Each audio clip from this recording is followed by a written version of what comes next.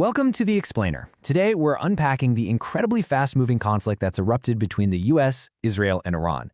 There's a lot to get through, so let's get right to it. To really get our heads around this, we're going to break it down into 5 parts. We'll start at the flashpoint and then follow the ripple effect outwards. All right, let's jump in. First up, a region at war. To understand where we are now, we have to go back to the very beginning, the single event that lit the fuse on this whole crisis. So right at the beginning, on February 28th, President Trump framed the military action as a very limited engagement. He called it a short-term excursion. The clear expectation, at least publicly, was that this would all be over and quickly. But that idea of a brief operation, well, it fell apart almost immediately.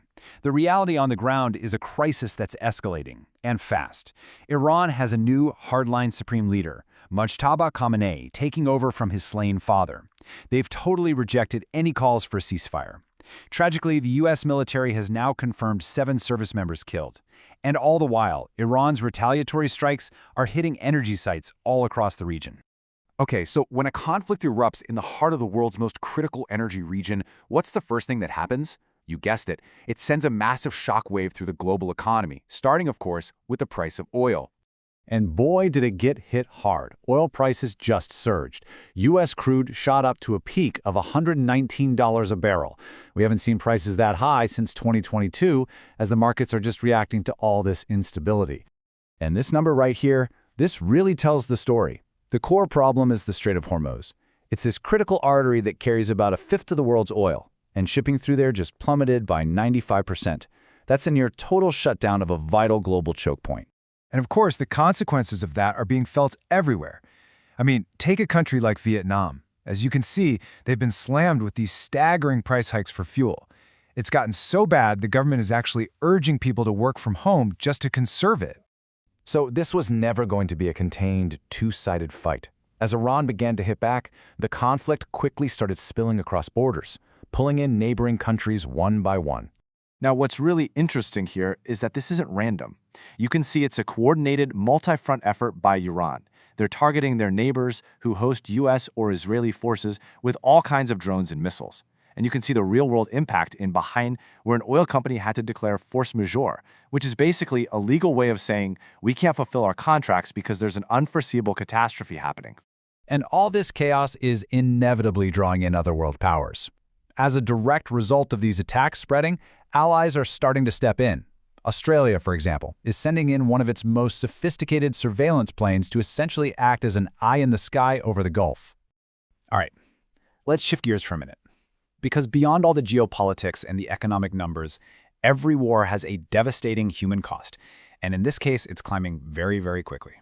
According to the Iranian Red Crescent Society, that's a humanitarian group on the ground in Iran, they're reporting that more than 1,200 people have been killed inside the country from U.S. and Israeli strikes since this all began.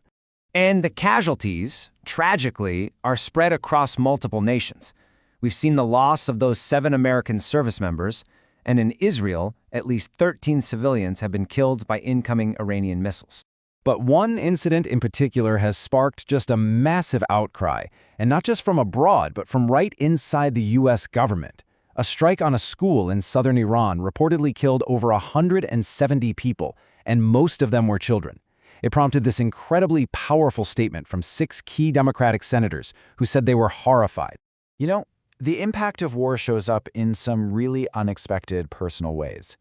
Take this story.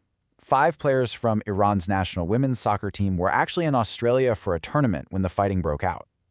They've now been granted asylum, forced to make that impossible choice to seek refuge rather than return to a country at war. Okay, for our final section, let's look at the other battlefield, the political one, because alongside the actual military conflict, there is a fierce war of words, a war of justifications, being fought on the world stage. That deadly school strike has become a huge point of contention. On the one hand, President Trump suggested that Iran might actually have Tomahawk missiles, calling them very generic. But on the other hand, reporting and expert analysis indicates that the Tomahawk is a signature U.S. weapon, sold only to its closest allies. And video from the scene seems to back that up. It's a similar situation with the original justification for the strikes. The president stated that Iran was just 2 weeks away from having a nuclear weapon. But intelligence agencies and nuclear experts, well, they paint a more nuanced picture. They say that while Iran was close to having enough fissile material, that's just the raw fuel, they were still months, maybe even a year, away from actually building a working bomb and being able to deliver it. And all of this is completely scrambling global alliances. You can see it clearly here. Russia has offered its unwavering support to Tehran, China is pushing for negotiations, Australia is providing direct military support to Gulf allies, and key European allies? They've had a really mixed, almost reluctant response. It's creating these very visible cracks in the international community. So, where does this all leave us? Well, it's a deeply uncertain picture. What was supposed to be a short-term excursion has morphed into a widening conflict with a new hardline leader in Iran, a shaky global economy, and a tragic human toll. Which leaves us with a final, big question to think about. Is this the beginning of a much wider war, or is it the end of that short-term excursion?